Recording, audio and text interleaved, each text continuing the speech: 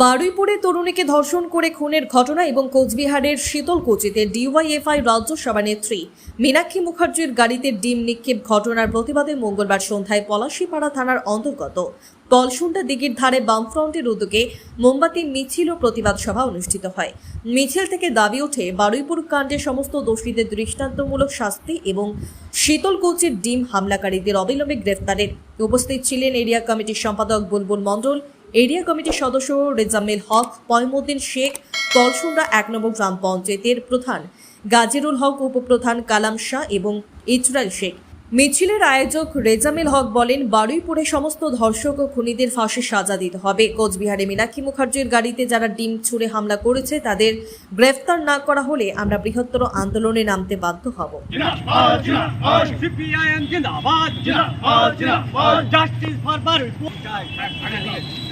Justice for Barupur, justice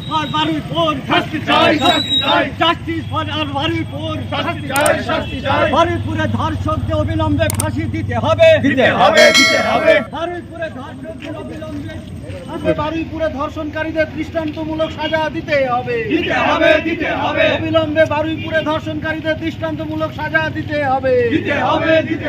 ইনকিলাব জিন্দাবাদ। ক্ষমতায় আসার 2 মাসের মধ্যে 7টি ধর্ষণ হলো কেন?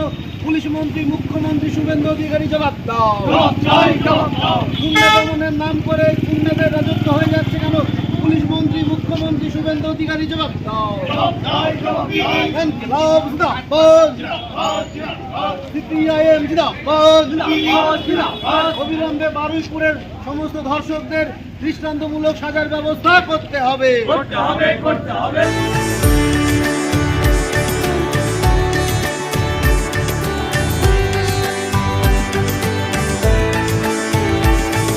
যদি এখনও আমাদের খবরের দর্পণ চ্যানেলটি সাবস্ক্রাইব না করে থাকেন তাহলে এখনই সাবস্ক্রাইব করুন, সঙ্গে বেল বাটনটি ক্লিক করুন আর পেয়ে যান সব খবরের দ্রুত ভিডিও আপডেট।